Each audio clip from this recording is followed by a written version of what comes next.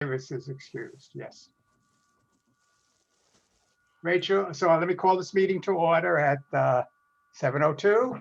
Rachel, will you please read the county Zoom notice? Sure.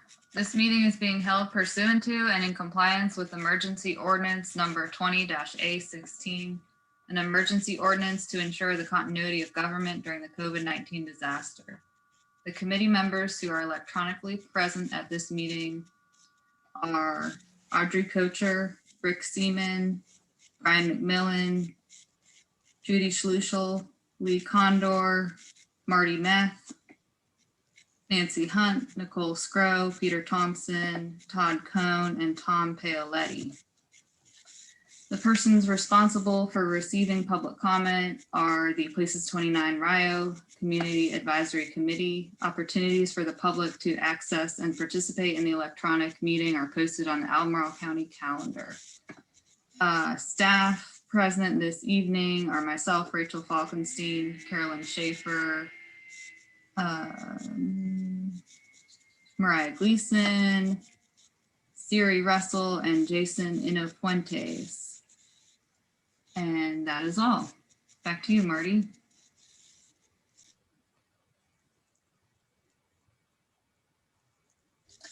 Marty, you're muted.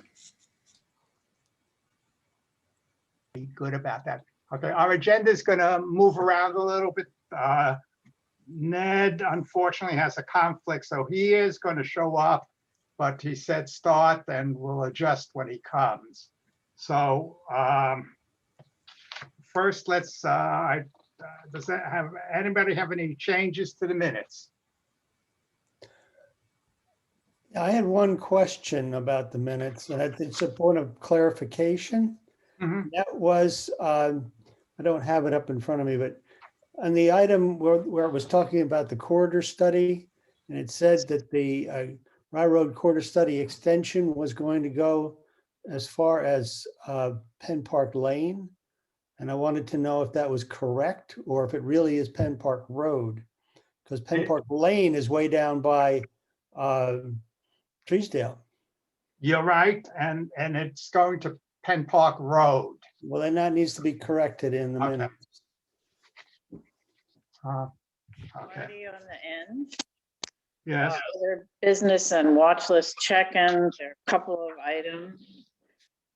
Marty sent 3 items from the watch list to Ned for follow-up. It doesn't say what 3 items. If you don't care, I don't remember.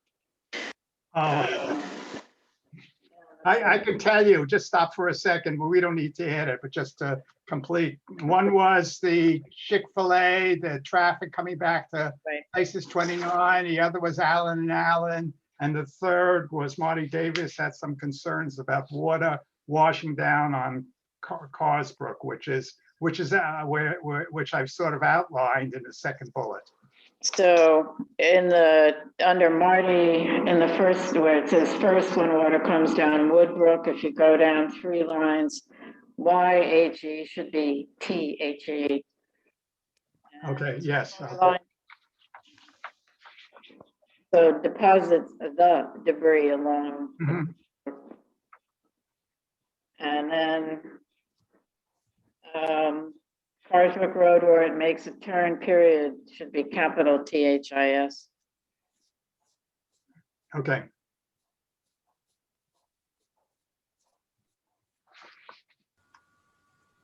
This is my editing of what she sent me. I can do a great job. Okay, thank you.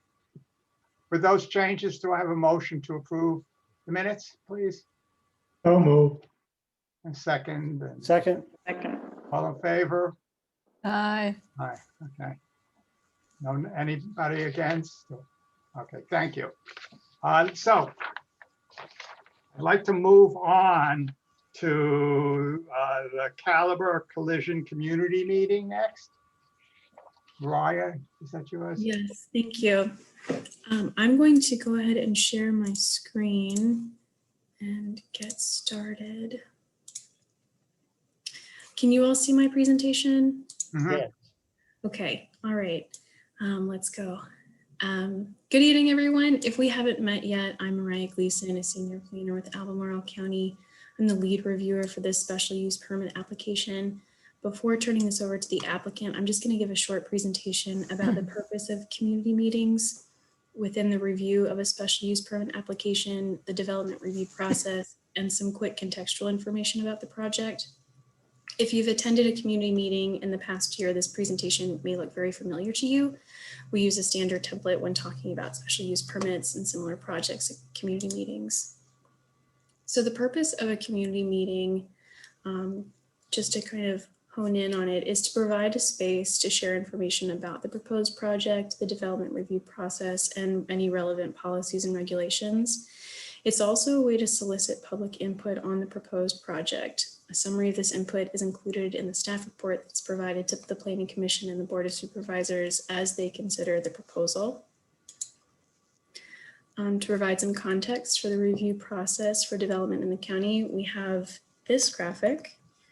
This image may be a bit fuzzy, but what you can see here are colored blocks that represent essentially stages of the county development process. I can talk more about the overall process, but the important takeaway here is that this project is really at the beginning of the process. So if the zoning ordinance dictates what can be done by right on a property today, that just means that the county staff review proposed developments to make sure that they meet the basic regulations within the zoning ordinance and protect public health, safety, and welfare. Staff legally cannot deny a by right use. The review process for a by right use is called an administrative review. In comparison, the process we're currently in is called a legislative review, which means that the approval of the Board of Supervisors is required. This is because the applicant is requesting use on the property that is not a by right use, but is what's called a special use. So special use applications have a higher level of review that includes review by county staff and other agencies as may be applicable. For example, VDOT, Albemarle County Service Authority, etc. It also includes the Planning Commission and Board of Supervisors. When the Planning Commission and Board of Supervisors consider a special use application, that's done at what is called a public hearing meeting. Public hearings include presentations by staff, the applicant, and a public comment period. So you're welcome to attend and comment on this project at those meetings as additional opportunities beyond this meeting tonight. No date has been set yet for either of those meetings. But the factors that are generally considered when deciding on a special approval for a special use permit include 4 factors, those being that no substantial detriment is caused, that the character of the nearby area is unchanged, that the special use is harmonious with the purpose and intent of the zoning district in which it is located, and that it's consistent with the recommendations of the comprehensive plan, which in this case would be the Rio 29 small area plan. Next, I'm going to quickly provide some contextual information. The applicant will go into more detail, but I just want to introduce the subject topic. So this proposal is for a body shop use in an existing 9,200 square foot building on about a 1 acre parcel. This was previously the site of the Goodwill location. The proposed project is located at 1720 Seminole Trail on tax map 45, parcel 106. This is an aerial view of the site, as well as some renderings the applicant has provided regarding exterior changes to the building. So from here, I just want to share a little bit about the timeline. Staff reviewed the proposal and sent comments to the applicant on March 5th. The applicant has indicated that they will be resubmitting revised materials to address staff comments. And again, no date has been set for either the Planning Commission public hearing or the Board of Supervisors public hearing.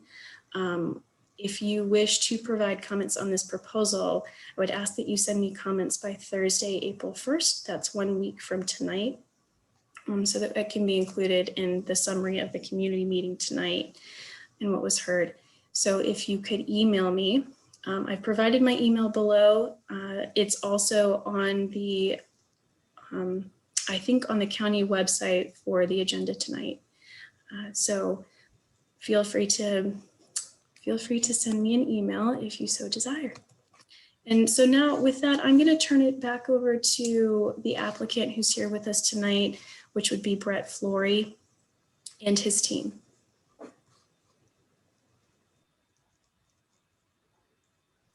Brett, I think you're muted. Can you all hear me? Yes. Thank you. Thank you, Mariah. My name is Brett Flory. I'm with Cross Architects, and we're the architect on this. We're also the architect on another one that's under construction across town on Avon Street. That is will be done within the next few months. So this will be Caliber's second location in the Charlottesville area. But Caliber Collision I've been working with them for the last 8 years, and we've done a lot of these across the country for them in that time period. They started in California, and they've been growing kind of east. And they're the largest collision repair company in the world. They have over 1,200 locations and close to 20,000 employees. So they're kind of the industry standard leader in this field. And they have contracts with all the major insurance companies. So they run a first class operation, and they got to keep it that way to keep the insurance company and all their customers happy. They're very customer service oriented.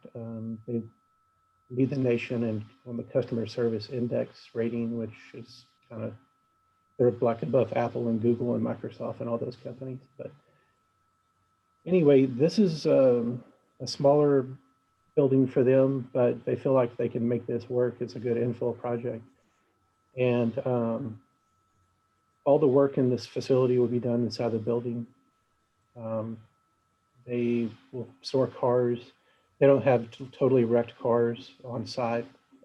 If it's totaled, they will get it out of there within 24 hours. But basically the way it works is customer, if someone has, you probably know because some of you have probably had auto accidents, but the way Caliber does it is they try to get everybody in through appointments if the car is drivable, and then they will have them come back when the parts are there so the car doesn't sit around.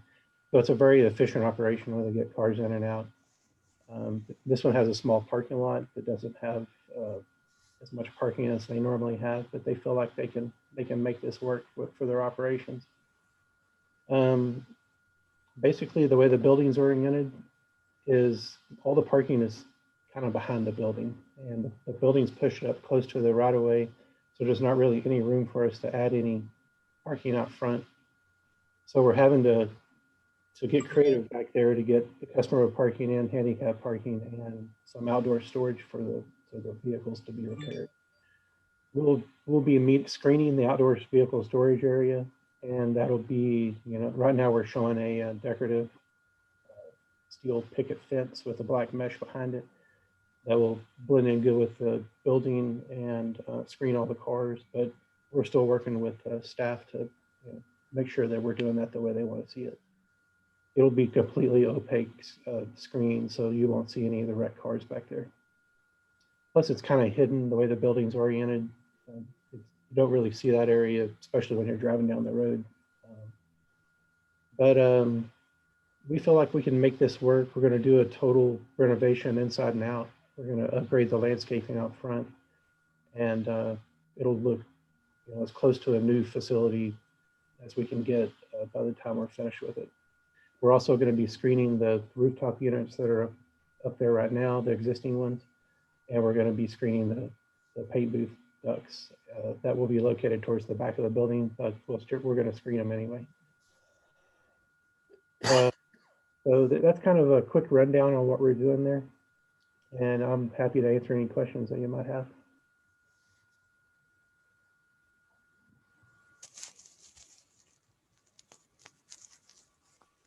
So members, we'll just unmute yourself. We'll see if I don't know, we'll have a lot of questions.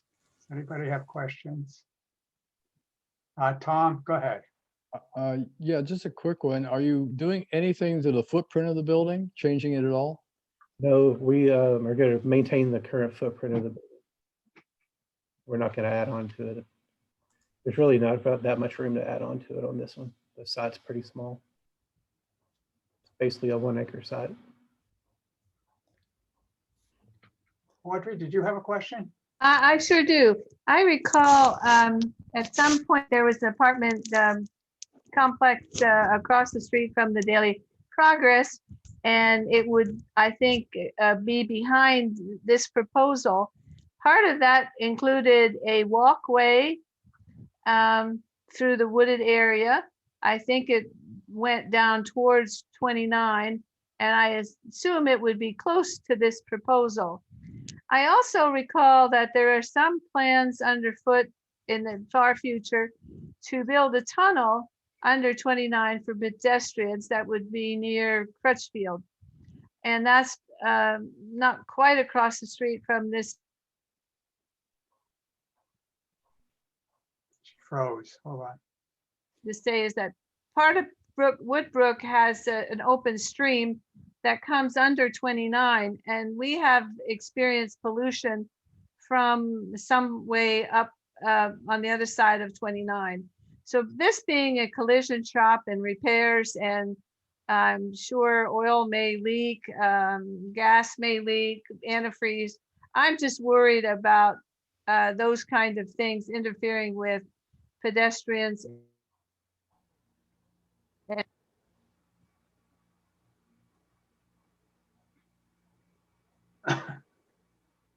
I couldn't. Yeah, could you repeat the last again? Do you got the sense of it, Brett? You repeat Yeah. it back. Yeah, I can respond to that. So that's a good question, and definitely a good concern to have. So Caliber does, they do all their work inside the building, all the painting, any kind of removal and parts, working on cars, all the detail, washing of the vehicles will be inside the building. We'll be putting in a sand oil interceptor that will, meet all the requirements for keeping all that kind of stuff inside the building, and it meets code and everything. Sometimes vehicles do show up on a flatbed wrecker, especially if they're not drivable, and they may still be leaking fluids. Most of the fluids get kind of expelled out of the vehicle if something like the radiator or some kind of fluid tank or some oil pan or something like that was ruptured at the crash scene. Most of the time, all the fluids get expelled at the scene. So by the time it shows up at Caliber, everything's empty, even though it's not the best way to do it. But I mean, that's just the reality of it. But so normally we don't have to install like a containment area for vehicles to park if they're possibly leaking fluids, because Caliber does have cleanup hazardous spill kits that meet OSHA EPA requirements. They also have a company called EnviroSafe that's helps them stay compliant with the EPA for all their 1,200 plus stores across the country. So all of that, as far as like spills and things like that, would definitely be contained in the building for the most part. But if something did show up and was leaking, then they would clean it up immediately with the spill kit they have. And if there's a further concern about that, we could build a containment area behind this outdoor storage area where if a car showed up and it was still leaking, they could stage it in that containment area and then clean it up within the containment area. So there was no way for the fluids to get out. But that's typically how we do it and how we handle that. And it seems to work well. I think all of us in Woodbrook thought that would never happen, and it did. It was quite a smell and a very ugly, dangerous looking material.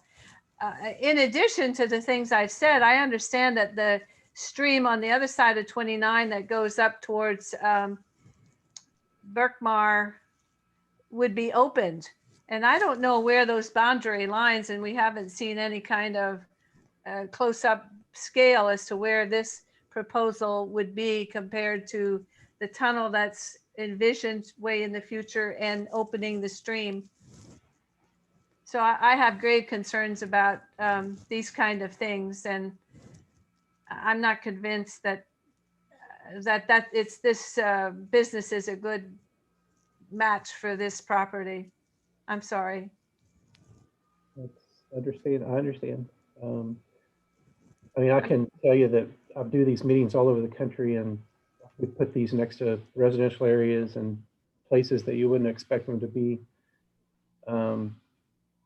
And we've never had like any major issues that I've been doing this in 8 years. And we've never had any kind of zoning compliance issues where, you know, it's so if they run a first class operation. I know this collision repair world is definitely, there's a lot of people out there that don't operate like that way, and it does give everybody else a bad name. But I can assure you that this is a business that will take care of the area around them. They're a great neighbor to have, and that they give back to the community, and they really care about the environment and the area that they locate in. Lee? Yeah, I'd just like to say it sounds to me like this is a real good use for that property. Otherwise, it'll just sit empty. So yeah, to bring jobs to the area. So yeah, I'm in favor of it. Okay, thank you. Thank you. Other questions, comments? Brian? This is kind of a strange question, but if you could answer it, then I'll follow up. Do they view this as like a long-term business for that site? Yes, they do. They'll be signing a 10-year lease.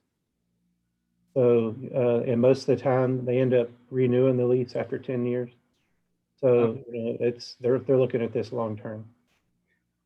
I don't have any problem with the business itself, or, you know, I mean, I do have the pollution concerns, but it's a good location for it right now, potentially. I don't want the space to stay empty. But because it needs a special use permit and it's supposed to consider the comprehensive plan, I'm wondering, maybe Mariah wants to answer. It doesn't really fit in, as far as I'm concerned, with the form-based code and the Rio 29 master plan on the long term. I mean, it's going to be a long time before all of that sort of rolls out. So that's kind of why I was wondering whether they were just keeping that in mind. They were coming in to make use of the land for now, and maybe down the road knew that they might leave, or I don't know. It's just a thought. I can answer that. In the comment letter, staff had noted that it didn't align with the comprehensive plan in several ways. This is designated as a core area, which means that it's essentially supposed to act as a very pedestrian-friendly area. So the ways that it is not currently aligned with the master plan would be in the use. I think the comprehensive plan specifically says that automotive services are not considered appropriate in the core area. It also it's not currently aligning with the frontage condition that's recommended, which has recommendations for certain aspects, including a shared use path, a planting strip between that shared use path and the travel way. I know that there's been already a project to make sure that there are sidewalks on both locations. That project put the sidewalk right up against traffic, and the comprehensive plan recommends that that sidewalk is actually set back from the travel way and separated by a planting strip. So that it's currently not aligning in that area. There's also a recommendation for a certain form in this pedestrian-centric environment. And with a lot, it would be good to note that this is an occupation of an existing building, which means that it's not meeting the recommendations on that front. Essentially, it's not, you could view it as it's not becoming more non-conforming with the recommendation. It's just not getting better or worse. It's staying the same. But you do raise a good point in that usually when businesses come in, it's not a temporary, it's a permanent. So there's kind of this reconciliation of what are you comfortable with? A vacant parcel or a use of the land. So that's kind of something that would be considered by the planning commission and board. The county staff don't have an opinion on that. It's more discretionary. Thank you. Do you want to say something else, Brian? Yeah, I mean, thank you, Mariah. Like I said, I'd like the space to be filled and used, but it's literally one building in from the center of our new core area. And I'm not sure I'm comfortable with that use going in there. Just my thought. Thank you. Tom? Just curious, Mr. Floyd, what brought the collision company to that location? Was there anything special about the location that attracted them?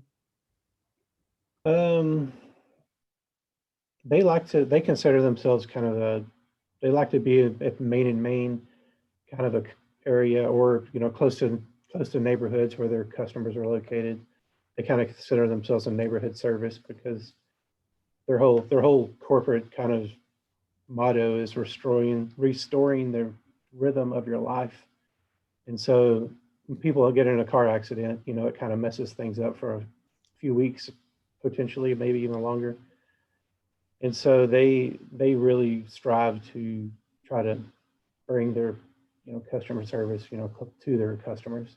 And so that's why they like to be right in the middle of everything. And they go close to retail areas. They go close to residential areas. You know how far north they look for a residential area along 29 or west or east? No, I don't. I'm sorry.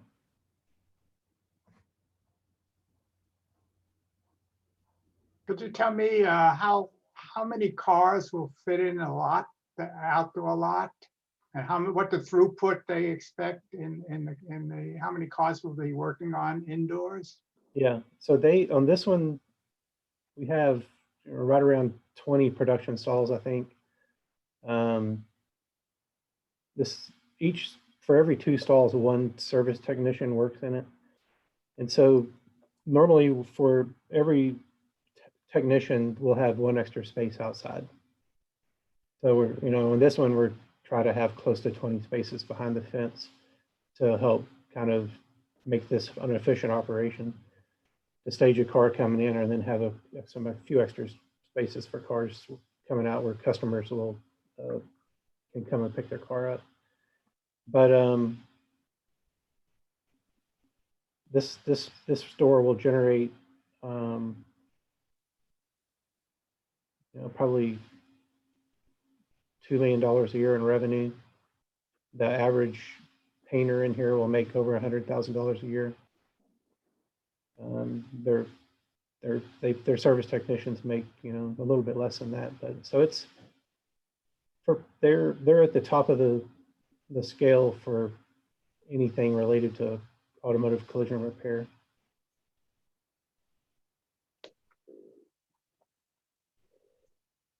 Marty, you have 3 people, including me, who are trying to speak. Oh, I can't. Oh, I'm sorry. Let me see. Are you raising your hand? I haven't monitored. I'm monitoring the. So Nancy, is that you? Yes. Go ahead. Why don't you say something?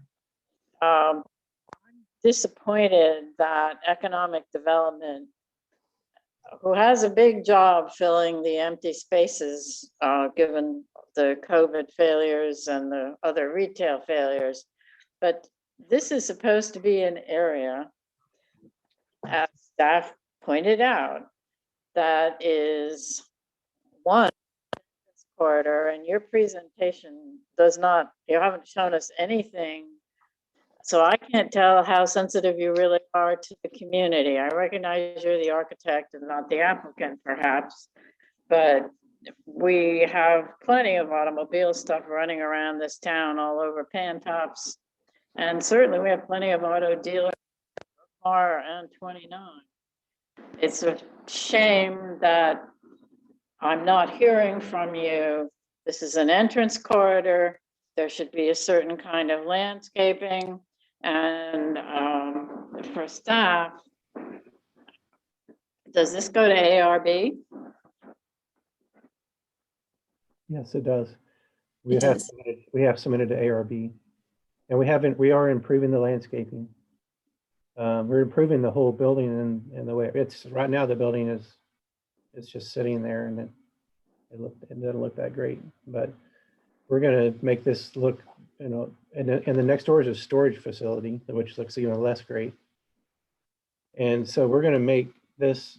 This is going to be the best looking building in that little area when we're done with it. Well, I would like to see some mock-up of what you mean, because we're trying to improve this area. I don't know if you're familiar with the form-based code efforts, but basically all I see is you and the ceiling and the roof. Any kind of Melissa, can you picture that shows have some stuff? it's going to be better than what goodwill looks like, and I don't see any sense of landscaping, so I cannot give any kind of support to this project, and I hope staff and Marty will convey that to Ned. Hi, Nancy. This is Melissa. I'm with Brett Flory. I'm going to try to share my screen. We have some architectural presentation that we'll share with you guys. Let me see. Yeah, we did some 3D renderings, just kind of showing what it looks like from the road. While she's doing that, do you have, did you say you went before the ARB or did not, or going? We received comments and we addressed those comments, and it's back in, and I believe we're on the next meeting, which will be in April 4th or 5th. Okay. It's April 5th. Okay. So this is a color site plan kind of showing the building. Can you see the screen? Can y'all see our site plan? Yeah. Okay, thank you. The building is located kind of, next to a hill. To the south, there's another building up probably about 15, elevated about 15 or 20 feet above our parking area. So our building sits kind of back in between the hill and the storage unit facility. But there's no parking out front and no room to add any parking out front. So all the parking's in the back behind the building. We have the heavy line back there denotes the fence, the screen. It'll screen the outdoor vehicle storage area. And that's all tucked in back there where you really don't see it from the road very, very well, especially if you're driving down the road. So we're going to install all new landscaping out front, and that's, we can add as much as we need to. That's what we have shown right now, but we can meet the ordinance to the letter on the landscaping. There is a sidewalk out there, a wide sidewalk that's existing. I didn't realize that the shared use path had to be off the road, but that's something that we can upgrade as well to meet the full intent of the code out there for that buffer and shared use path. Melissa, do you go to the, so this is kind of driving south on Seminole Trail. And the lamps are existing. You can see the sidewalk out there is existing. And then we're adding all the landscaping in front of the building. I'm sorry, but I assume that's a corporate footprint. And in my opinion, it's not what we're looking for. Unfortunately, we've got the storage sign, which is pretty unattractive, but if you're going to be here for 20 years, I'm hard pressed to think that this is great, exciting landscaping and architecture. My other concern is it's clear that you have two curb cuts onto 29, and I'm not sure why you need ingress and egress from 2 points, given that you can only make a coming out of I'm sorry, I'm having trouble hearing you.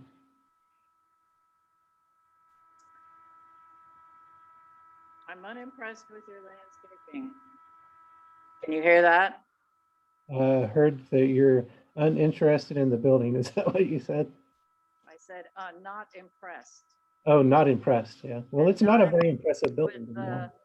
the None of the minimal. buildings along there are very impressive.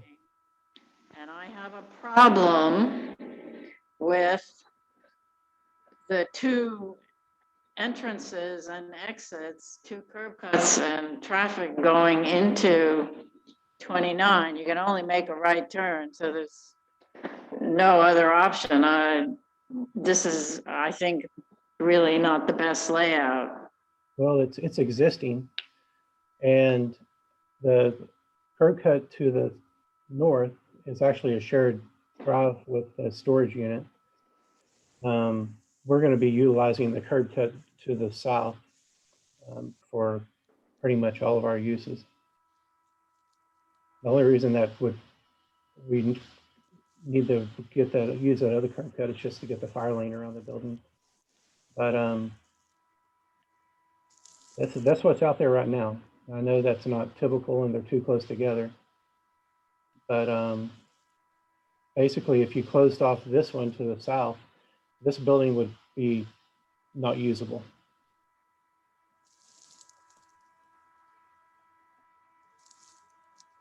But there's really nothing we can do about the curb cuts on this one.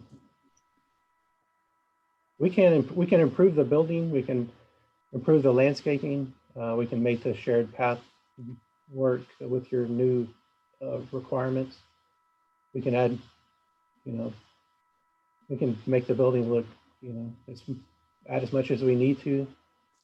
And we're happy to do that to get your support. Calder wants to be here. The people who have this empty building want to lease it to them. They're a great tenant to have. But there's not much I can do about the driveways. Okay. Nancy, let's see. Judy, you had your hand up too. Let's see if we can get everybody else's comments in.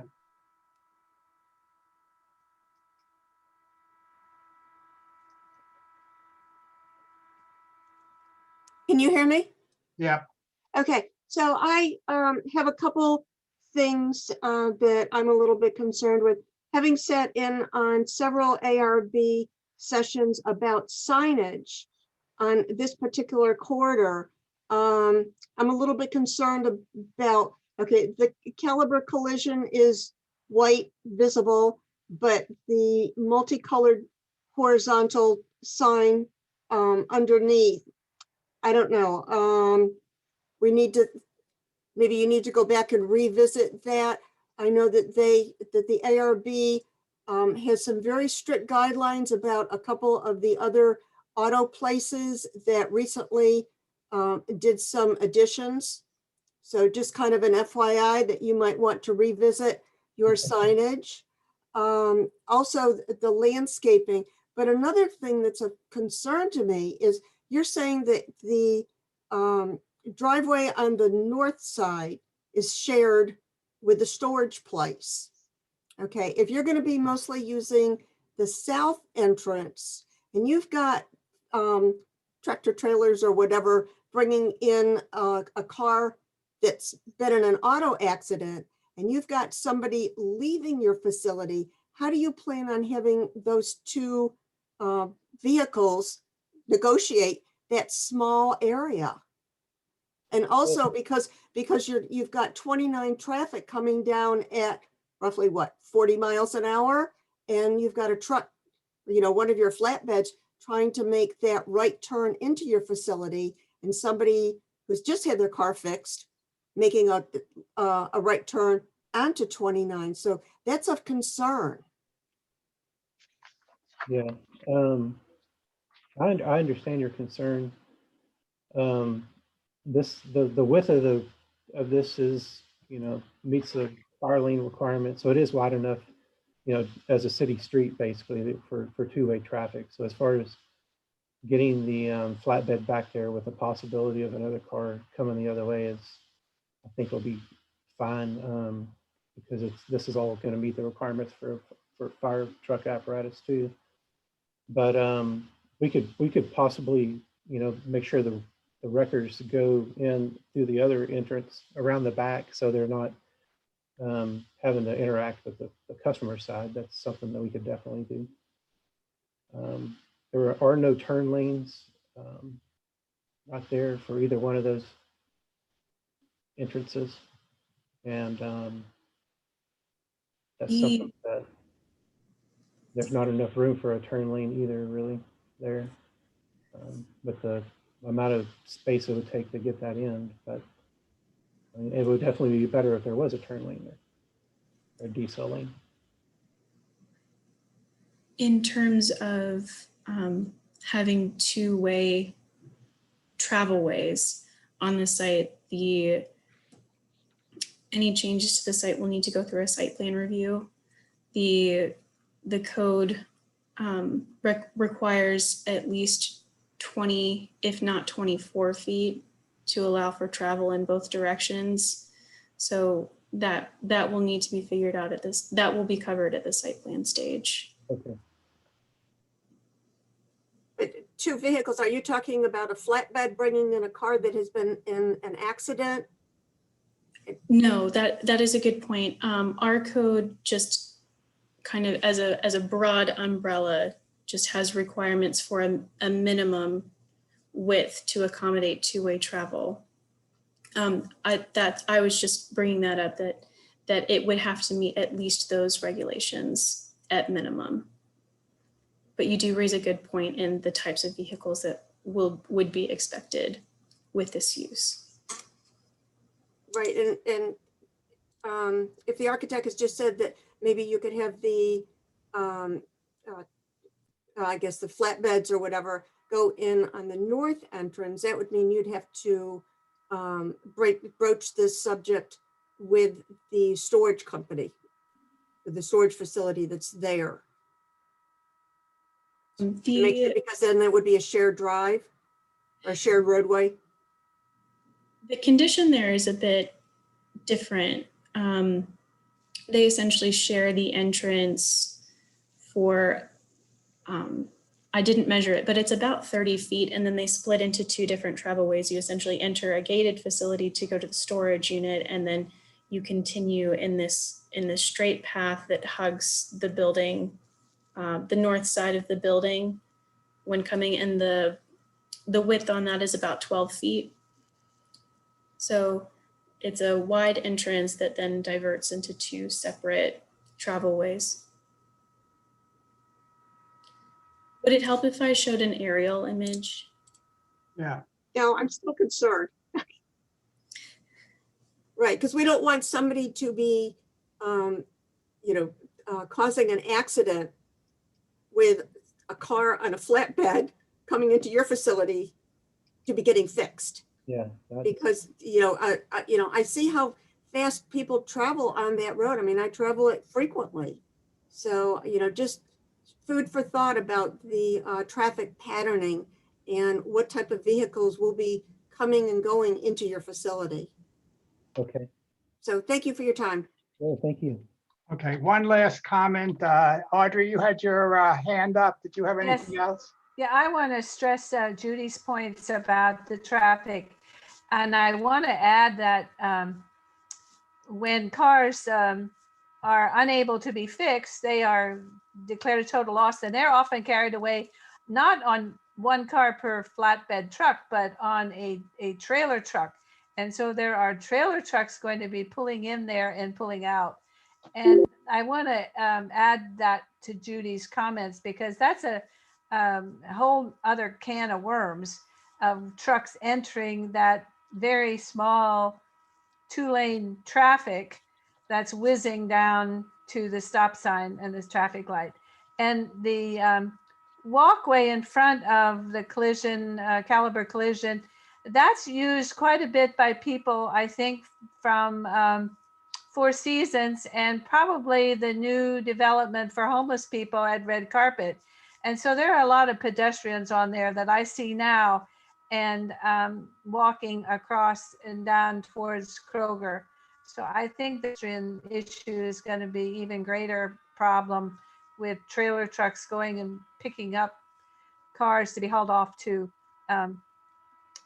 record places that have wrecked vehicles for storage. I think that's going to be a problem. I will say that this design is such an improvement over the Goodwill. It is handsome compared to the Goodwill. Thank you. I'm finished with the, Okay, so I think I have one last round. Anything else? Then I think I'd like to try to get us a little bit back on schedule. Going once. Right, do we have do you have anything else you want to say before we finish up?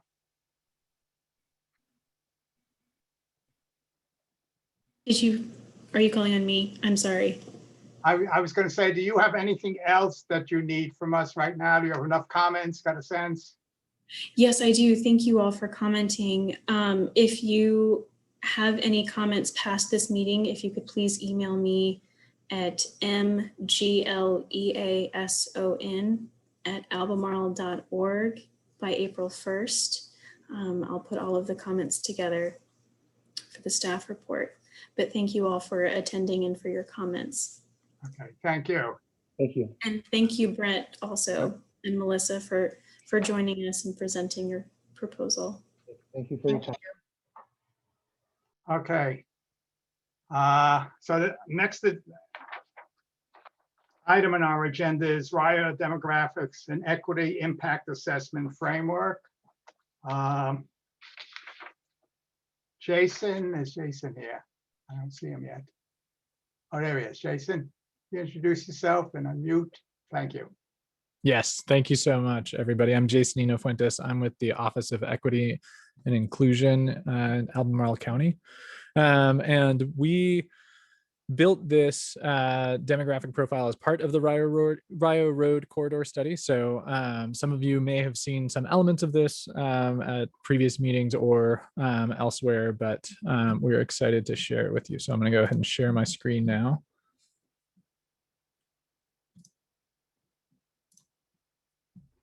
All right, can everybody see that?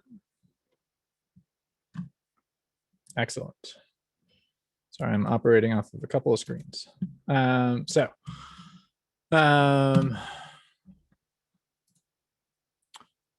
started by defining the study area. I'm going to move quickly through this. The image that you're looking at is the original study area as it was proposed. As it turns out, our expanded potential study area will still cover the same ground, so we don't need to modify that at all.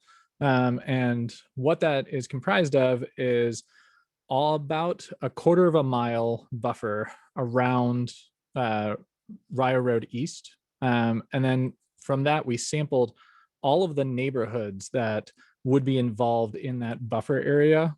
And as it turns out, that neatly aligns with a couple of existing census block groups. And if you guys have any questions about some of the terminology, if you want to save it to the end, I can answer them all together. But that allowed us to isolate 4 block groups in the county. Block group 2 of Census Tract 10601, block group 3 of Census Tract 10601, block group 1 of Census Tract 10602, and block group 2 of Census Tract 10602.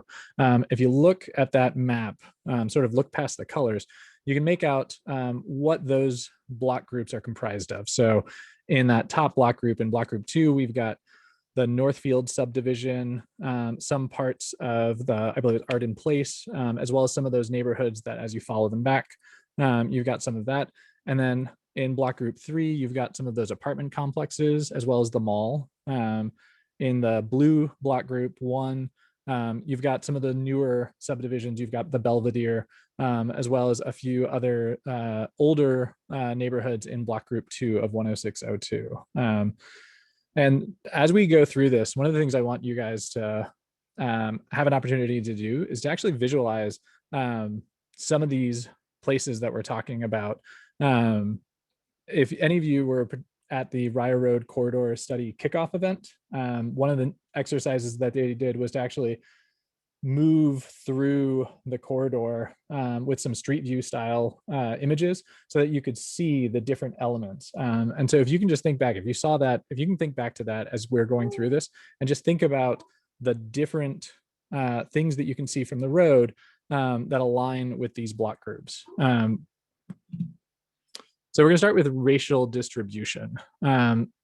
Things get a little disorienting when we change to this sort of a context with lots of colors. So again, if anybody has any questions, please don't worry about butting in.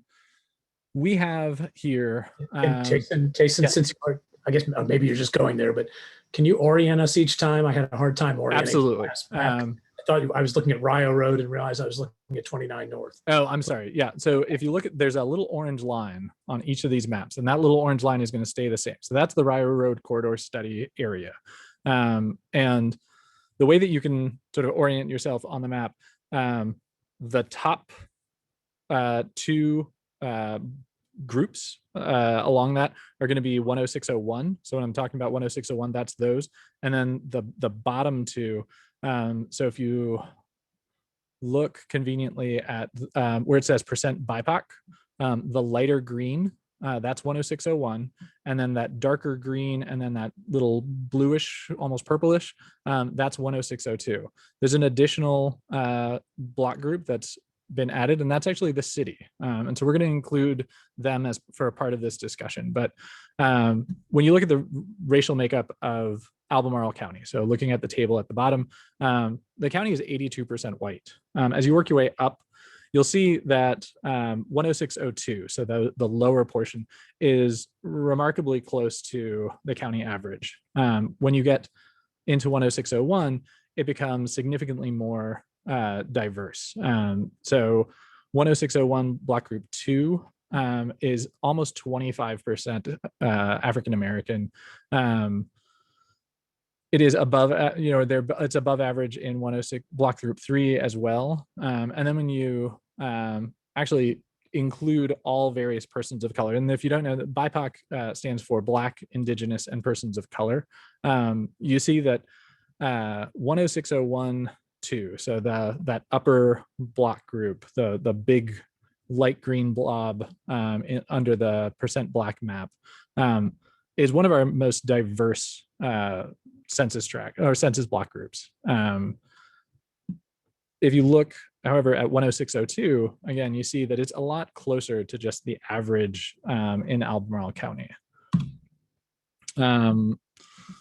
Next, we have kind of a summary page for a couple of demographic points. In terms of population, that larger block group that we were talking about that was rather diverse is also one of our most populous.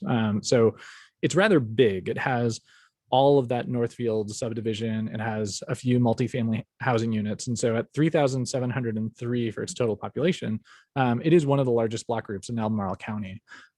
It is also one of the younger block groups at median age of 36.3. That's below the county average of 39.1. And its neighbor up in 10601 block group 3 is much older at 51.9 as the median age. That is likely influenced by the fact that part of the Branchlands community is in that block group. And 10602, so the lower portion, is significantly younger in general than 10601. If we look at median income, immediately that bright yellow stands out. 10602, the census tract with those two block groups down there, is one of our more affluent block groups in this area, and is significantly more affluent than 10601. Most notably, 10601 block group 3, so the purple spots that you're seeing on your screen, at a median household income of 40,000, is less than half of any of the other block groups involved. The city block group also does come out pretty high with a median income of 103,000. That is comprised largely of the Greenbrier area. Next, we're going to discuss poverty and education. This goes some way to explaining some of the disparities in income that we saw. So looking at the left map first, that lighter bluish area in the lower portion, that's the city actually. And that you see it has a, the percent of individuals in that area with less than a high school education is about 20%. Now, the county's greenish area, that's 10601, that is also pretty close to that at 21.1%. And that's a significant contributor to income. Education often defines what you're going to earn over time. And if you look at the corollary, if you move over to the map on the right, this is the other bookend. So this is anybody that's got a bachelor's degree or higher. There's a lot more individuals with a bachelor's degree than less than a high school education in all of these areas. But in the city, that number is really close. It's 20% have less than high school. Only about 30% have more than a bachelor's education. When you look at 10601, significantly more have a bachelor's, but it's still 21.1% have less than a high school education. And so that goes some way to, I'm sorry. And then if you look at 10602, 83% of 10602 has more than a bachelor's or higher. And so that goes a long way to explain that median income gap that we were seeing. This one is a little disordered, and I apologize. Honestly, at this point, if you look at just the numbers, that'll probably be the most help. But we also wanted to look at percent poverty. 10601, so that larger census tract, is one of our poorer neighborhoods at 17.4% poverty. The county average is 9.1, so this is significantly higher than that. Notably, for those under 5, almost half of them are in poverty, which is, it's a really staggering number. And if you look then at poverty as it's distributed racially, the numbers kind of mirror what we saw earlier with regards to youth poverty. Poor whites are right on average at about 10.3% in 10601 to below average in 10602. And then poor blacks in 10601, it's about half. And that's significantly above the average of the county at 17.4. And interestingly, the portion of the study that's involved in the city has a significantly higher poor Hispanic population. Then briefly, we're going to touch on what we're doing here. So the Rio Road Corridor Study asked the Office of Equity and Inclusion to implement its equity impact assessment framework. And this is a method that we're using to guide decision-making to be more inclusive of more voices, as well as to just consider better the impacts that different decisions have on the population. This is what the tool actually looks like. And what it's asking of decision makers is to ask a series of reflective questions that you sort of come back to over and over and over again. And those questions, a lot of them are right here. So consider what viewpoints and interests are represented in your decision-making policy drafting group. So who's at the table? Who and where is the project and policy aimed at serving? So if you've got a new thing that you're working on, you've obviously got an expectation of who it's going to impact. But then spend a little bit more time, think longer about who will be directly and indirectly affected by this project. How will this policy impact these communities that you've identified? Will it be positive? Will it be negative? Will these be short-term impacts, long-term impacts, generational impacts? Will there be unintended consequences from this policy that come up during the process of actually going through these discussions? You might discover that there's something that you weren't expecting that is going to happen. And how can these unintended and negative consequences be mitigated? The graphic on the left sort of demonstrates that this process isn't one that you simply answer it in the first few days of a new policy discussion, but it's something that you actually spend a long time reflecting with your partners, reflecting with impacted populations, reflecting with your partners again, and then reflecting with your policy team. And the goal is to be better informed about this, about who is impacted, how they're impacted, and what can be done to mitigate those impacts. And that's all I've got. So if anybody has any questions, I will end sharing. Okay. Who's overwhelmed and who has questions? I know that was a lot of data, and I'm really sorry about I'm that. sorry, I saw somebody's hand go up. I apologize.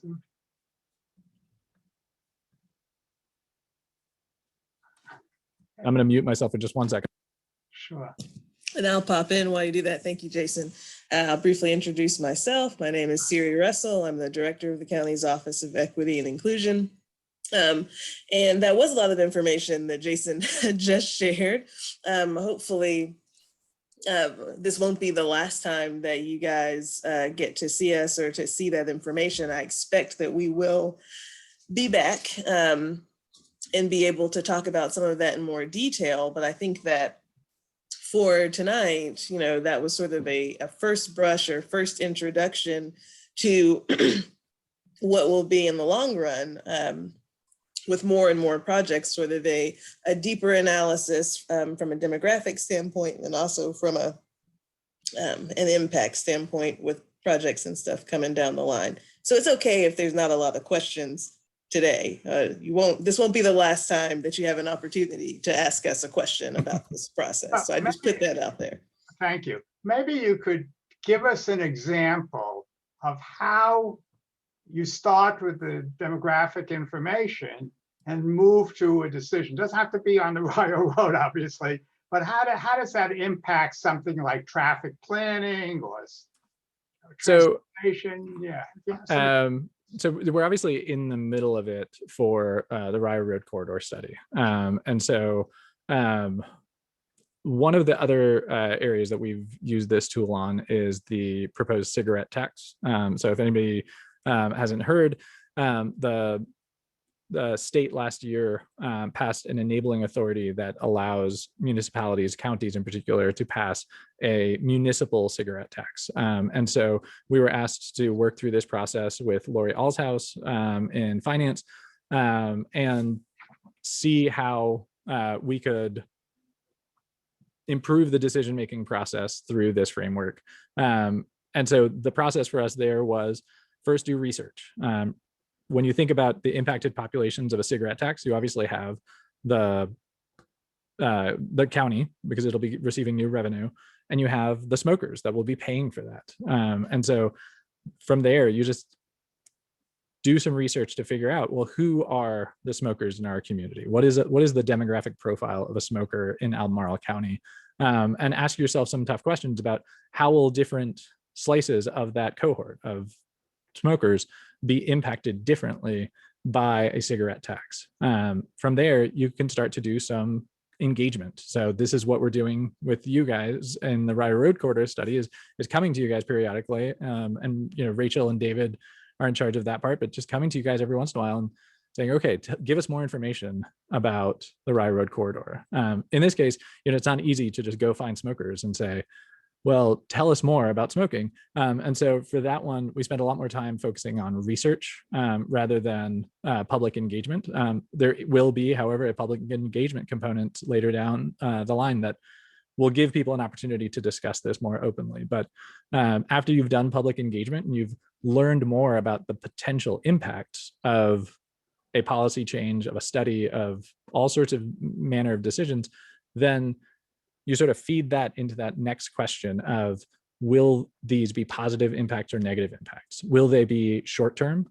Is this a Band-Aid that needs to be ripped off, but it'll get better after time? Or is this going to be something that's really going to be long-term? And is it going to be so long-term that it could actually impact generations of individuals in a family, in a community? And those sorts of questions, you know, it's not fair to say that those questions don't get asked, but by working through this framework, you're not just asked to think about them once. You're going to revisit these questions periodically. You're going to revisit this framework periodically to see what progress have we made in mitigating the negative impacts we've identified. Go ahead, Peter, please. And thanks, Marty. Thanks, Jason and Siri, for joining us.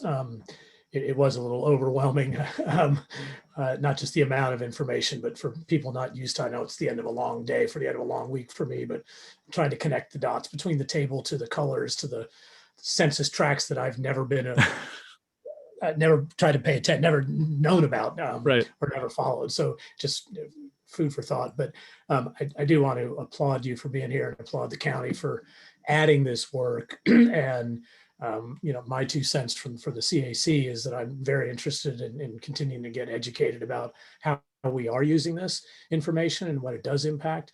And then my question is, how or if or how is Albemarle County giving this, putting this into the development process? So for example, we just looked at this collision business to take up over the old Goodwill building. Is the county forcing the developers then to look at that and show what impacts it might have, pro or con? Because my understanding, you gave a good example of the smoking, but I just think about racial equity and Superfund sites always being where poor people and people of color are. Are we putting less desirable businesses next to neighborhoods that are going to be more adversely impacted that already are? So that kind of thing, is that something that is in the pipeline already happening that I wasn't aware of? Thank you, Peter, for the question, and it's good to see you. I didn't even know you were in this group, so that's wonderful. So one thing that I would stress is that we are at the beginning of this process, right? Sorry, just a second. Quiet. So we're in the beginning of this process, and so we have not wholesale applied this framework to everything, right? Because right now as an organization, we're really working through, through sort of building up internal capacity to work through it together, and to start implementing it, in all of the work. So to your question, no, we are not there. That's not where we currently are. Right now, we're at a, from the beginning, working with project owners to work through these questions, and they're not just about demographics. I would stress that too. But working through that questions, and also it's a learning process for us. Jason just mentioned recent work on the proposed cigarette tax. That's very different than a land use project. Or a project with Parks and Rec, or a project with Fire Rescue, or any of the other projects that we're working on. So for us, while it's new and it's learning for all staff, the Office of Equity and Inclusion included, because we're learning how we're going to be able to apply that framework in various domains. Does that make sense? It does, and I kind of figured that, and I guess I'll just offer then, at least again from my perspective as one member of this, that if we can help be guinea pigs and or educate and or practice, I would love to for this group to be asking those types of questions when, like the last example is a perfect example. What is the demographic makeup of the people that are most adjacent to that neighborhood? The 999 East Rio Road that has been approved, it would have been good to have kind of been mindful of, who are the people in that neighborhood? And, I think you can eyeball it, but having data is always a lot better. So I would offer, at least from my perspective, that this group could be helpful in learning how we can use this information.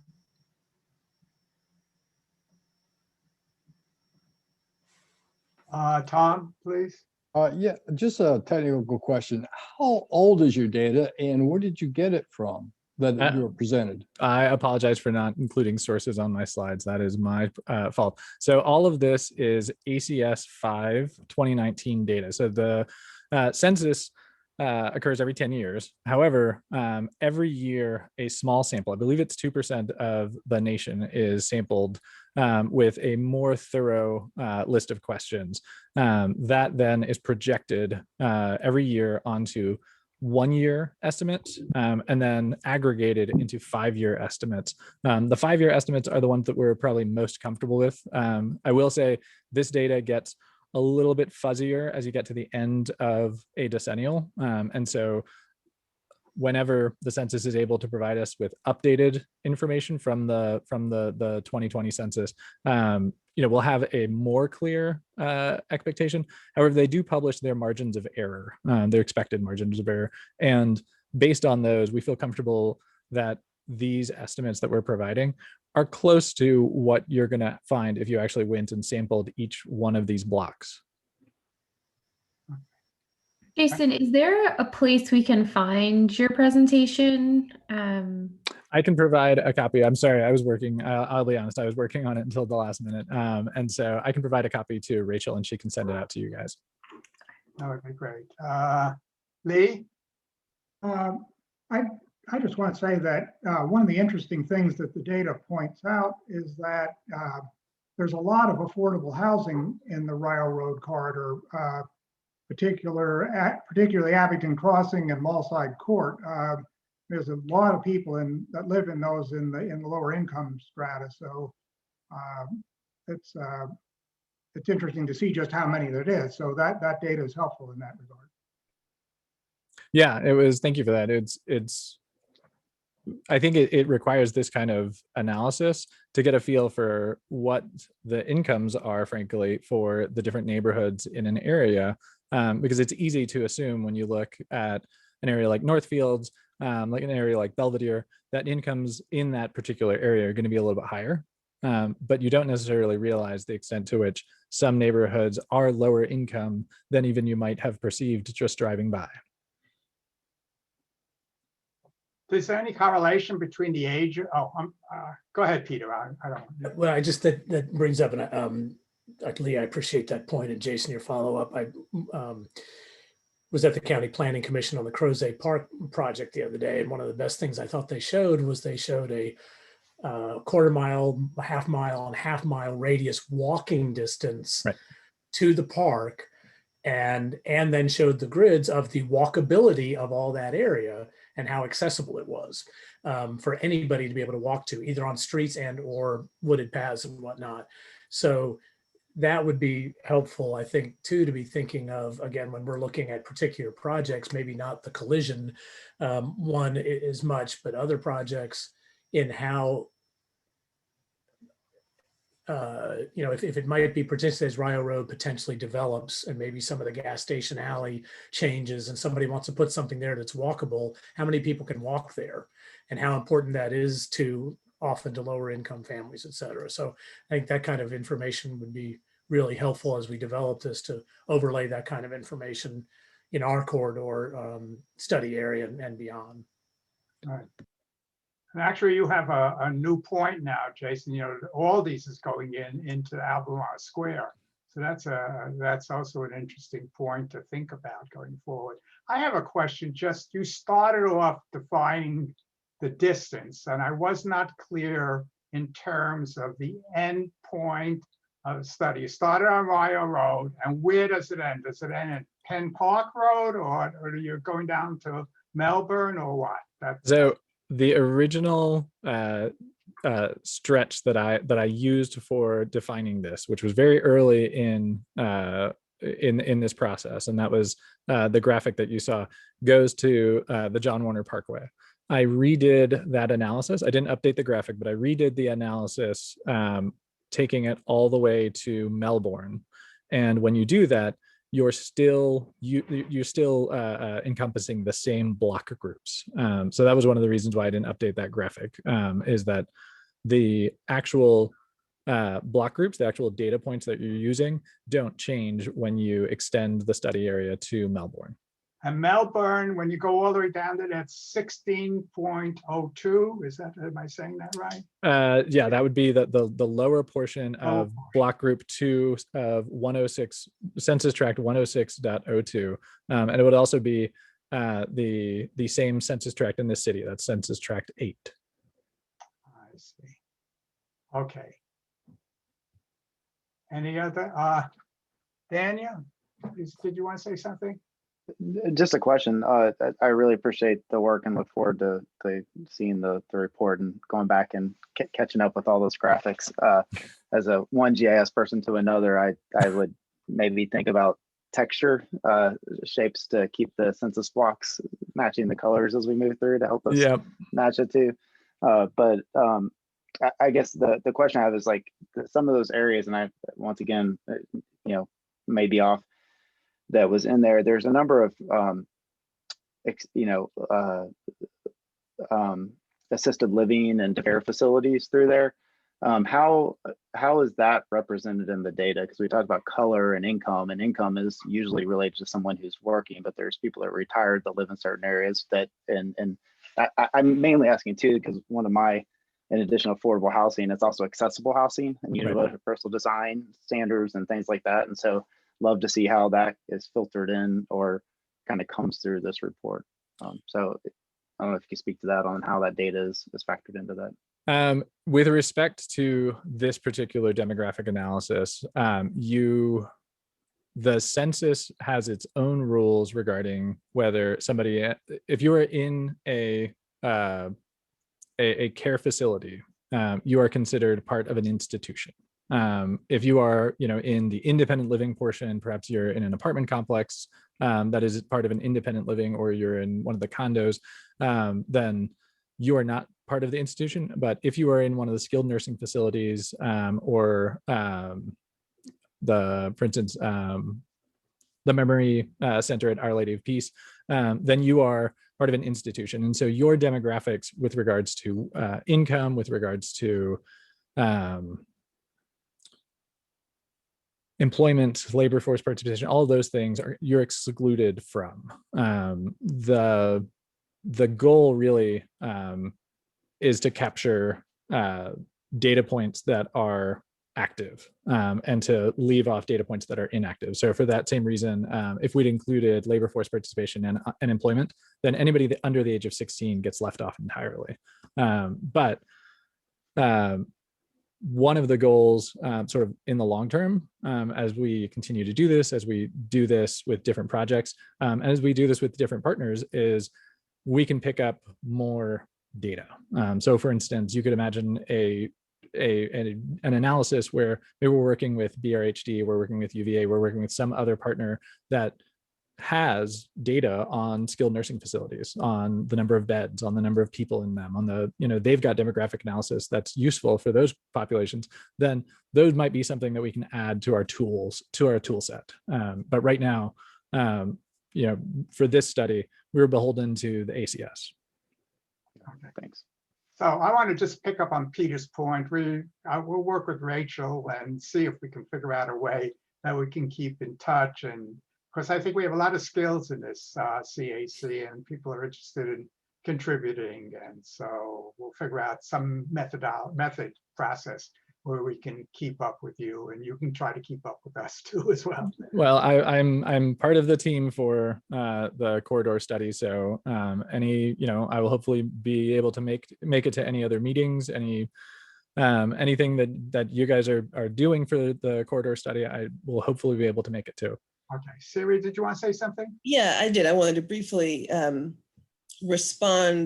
expand on the response to your question, Daniel, because it sounded to me like you were also asking about, are we thinking about age when we're thinking about equity?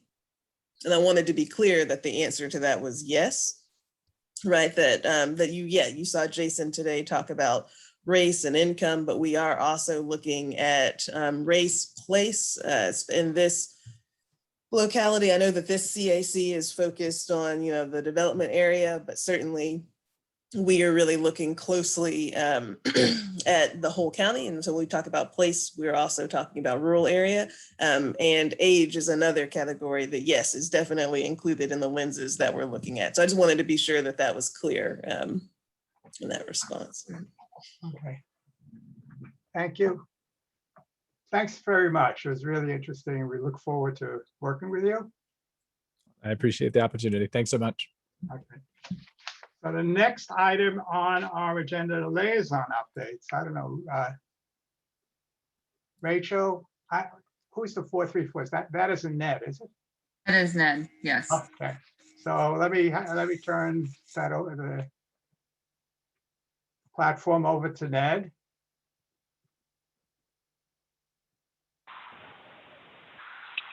All right, good evening. Can you hear me? Yes, thank you. I want to start by thanking Siri and Jason for the presentation. I think that I can't remember when the joint CAC meetings attend, and with COVID, I don't know if that happened or will happen, but I don't know if they're still on the call, but if not, might send a note to Siri and Jason that after they're a year in and they're putting this Equity Atlas into play with some of the projects that you guys mentioned, that could be a wonderful presentation at a joint CAC meeting. Different iterations of how they put that through after they've had the next 12 months behind them. I seem to think that those things have happened in the springtime, but my memory is failing me. I'll jump into the updates I have for you tonight. One that Marty asked me to speak to, he received updates on the sidewalk projects and knows that the low bidder came in at about $1 million over for the sidewalk projects that the one on the Rio Road corridor is part of. I asked for an update on that today. It looks like there'll be some FES will be coming back to the board, both through a combination of value engineering, but then also we'll be requesting additional funding. I don't think going back out to bid, it sounds like it's going to be an option to try to get it under the current budget. So that'll be coming back to the board in a timely manner in order to, if they get the additional funding, then they might be able to move forward and get the sidewalk project underway. But still held up in the bidding process on that one. I'll mention the Rio Road corridor study. There'll be more conversation about this. If you're paying attention to the budget work sessions, I would suggest paying attention this coming Monday.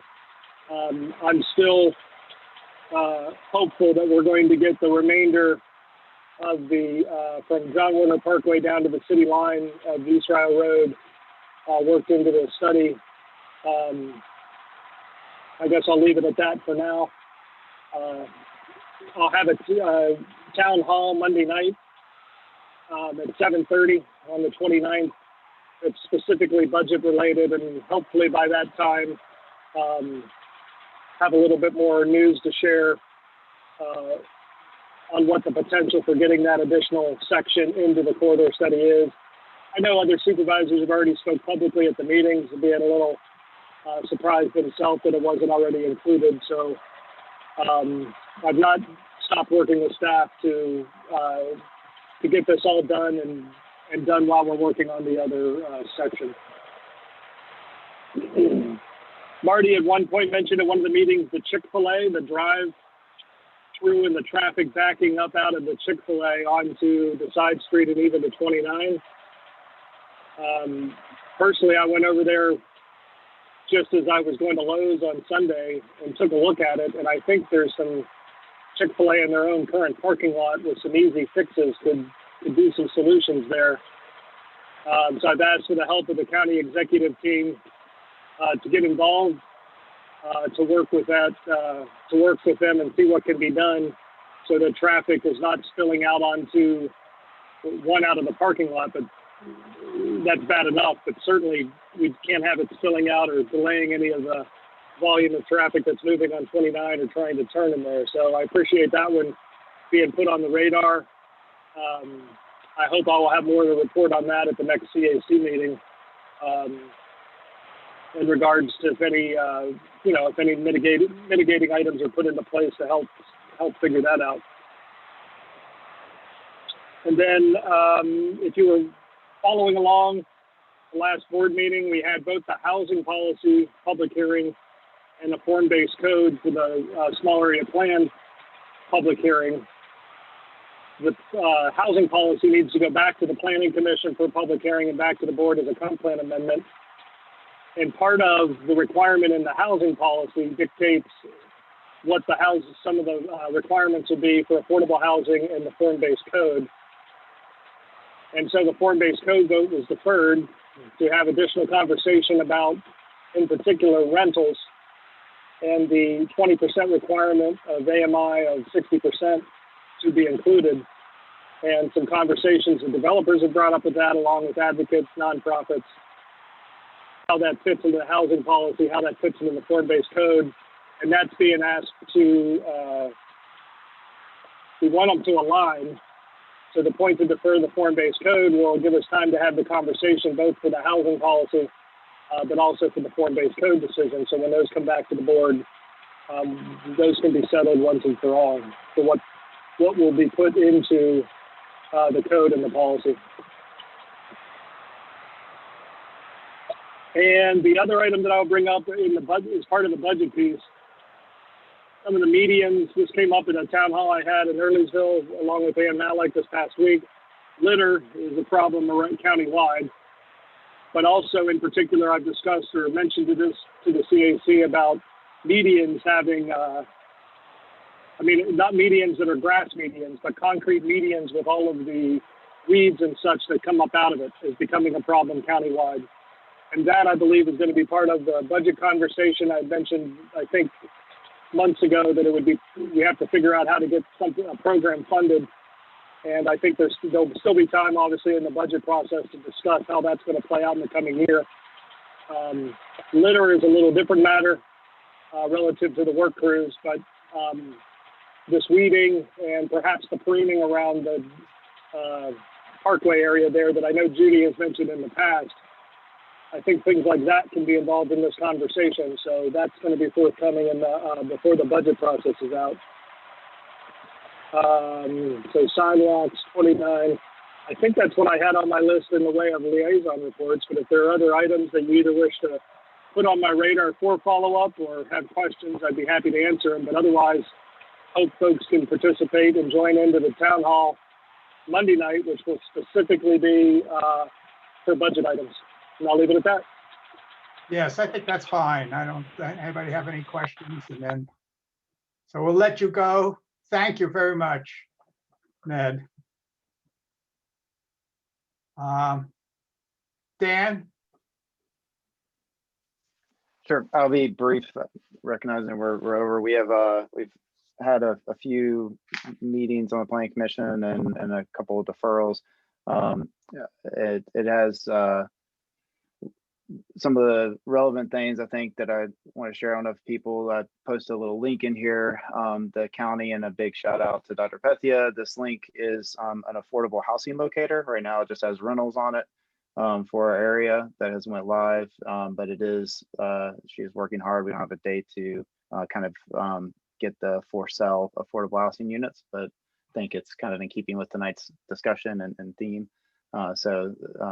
And I don't know that it's been broadly spread throughout the community of a way to determine where some of these housing options are located. And with that, I say I guess the only other somewhat relevant is that there is currently a reassessing of the fee structure for development fees, and that will be going from the board shortly for the subdivision and zoning fee increase. It hasn't been increased since 2015. The Planning Commission did recommend to the board to support the staff's recommendations around increasing fees to keep up with all the development going on. I think that's all that I have as a brief update of what's going on in the Planning Commission. Okay, thank you. Rachel? Anything? I don't have any other updates to share since Ned covered form-based code, but can answer any questions if you all have any about the form-based code and kind of next steps. We don't have anything scheduled yet, but when we do, I will keep you all posted on that. Okay. Nancy, you had your hand up, Nancy?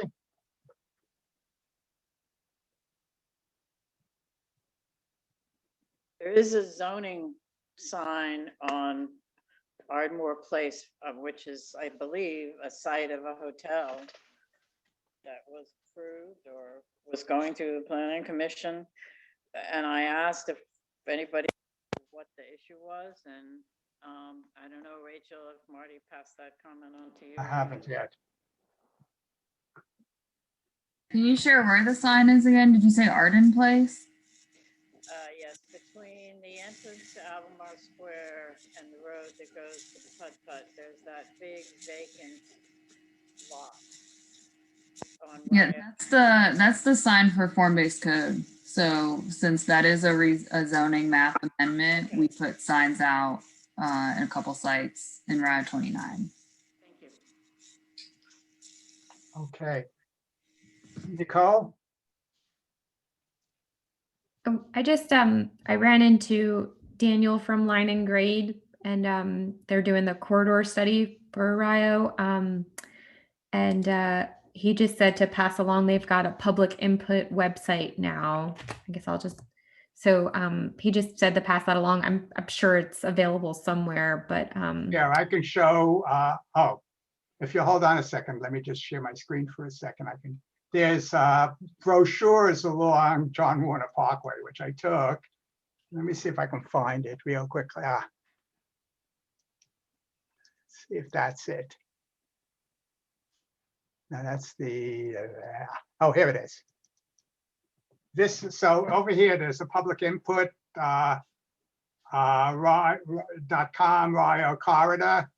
I put it in the chat just so it, I don't know. Okay, you did that too. Okay, but these signs are in little boxes in different places along Rio too as well. Awesome. Thank you. That's good. I was going to mention that. Okay. Okay, I think I've cleared hands. Oh, sorry, Tom, go ahead.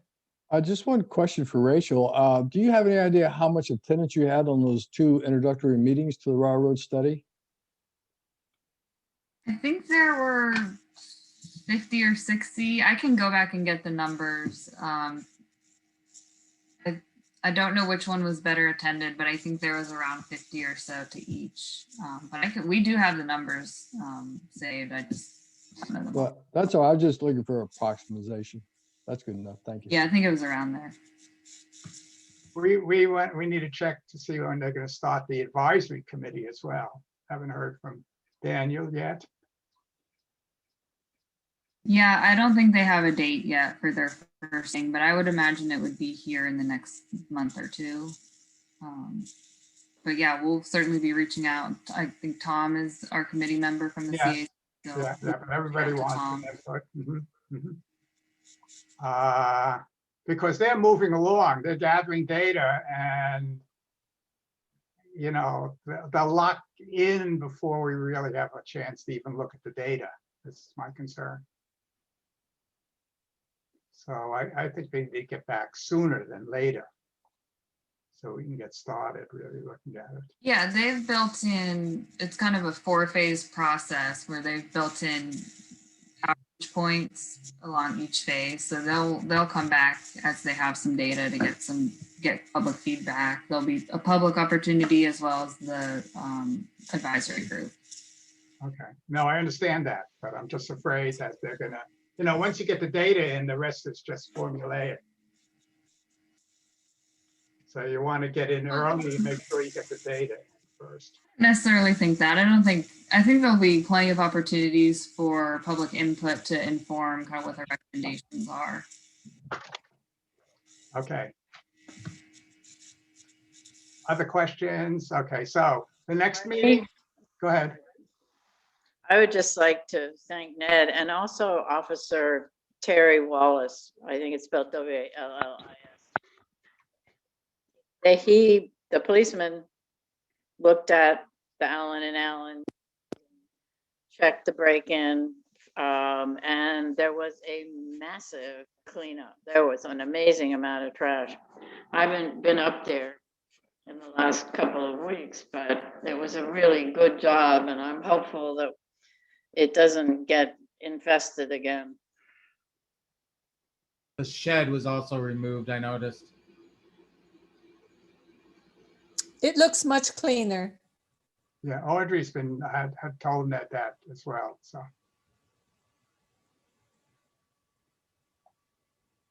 Okay. With that, I'd like to. Marty, I'm sorry to extend. This is Sure, Ned. go ahead. I'd like to add this on to, I don't know if it would make it to a watch list, but at least have people's eyes and ears on it. The last week, I've had a lot of conversation throughout the Rio CAC area about stormwater and water flow and water movement, especially with water, more volumes of it. Obviously, there's the one place in Woodbrook that's been on the radar before, but then there's the other side of Woodbrook that has come up. And then out in the, where some water eventually crosses over the, over Carsbrook, and how that comes out of the neighborhoods where some stormwater and streams go through there. I have to say, in 3 or 4 years, with the exception of that one item in Woodbrook and one other issue in Woodbrook, it's not really come up. But this time, even a resident in Dunlora brought up something that was going on, stormwater coming out of Belvedere and through 2 properties in Dunlora. So it's just one I'm raising as a, if your eyes and ears are open to it and you hear things or know of other problem spots, it's one that I'm going to be asking for some assistance and review from with the county. So just pass that information along or maybe share it here at the CAC. So I would just appreciate that. Thank you, sir. Sure. Yeah, the one at Carsbrook, I put on the list again, and I'll make sure that you see it again on it, because we did get that from one of the CAC members. It'll be interesting to see on Friday at noon, since there is a Zoom County stormwater event, I think is the right way to put it, but it's targeted to HOAs. Should be POAs, but that's okay. So you might, Ned, make sure you get feedback from that. Okay. Very good. Thank you, Nancy, for that. Okay. Okay, with that, I'd like to close the meeting. Wish everybody a happy spring, and we'll see you in a month from now. Thank you. Marty, Yes. real quick, the stuff about the storm, some neighborhoods do not have an HOA. So we will need, the committee needs feedback from that issue.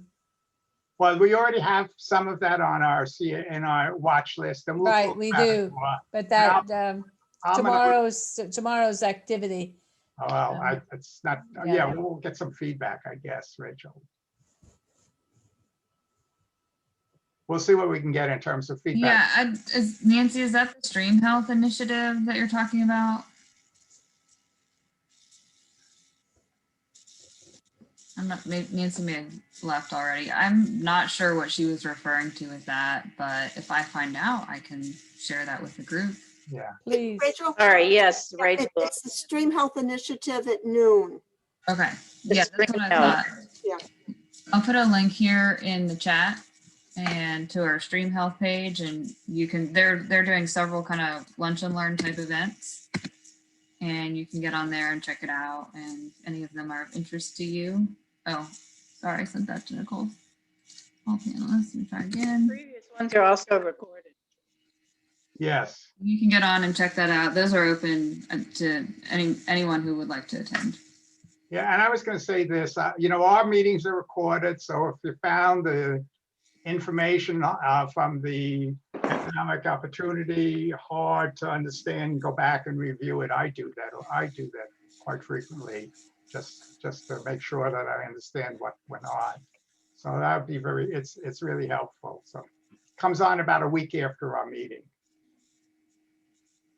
Okay, so again, I'm going to say goodbye to everybody. Everybody have a nice beginning of the spring, then we'll see you in a month. Okay, bye. Bye-bye.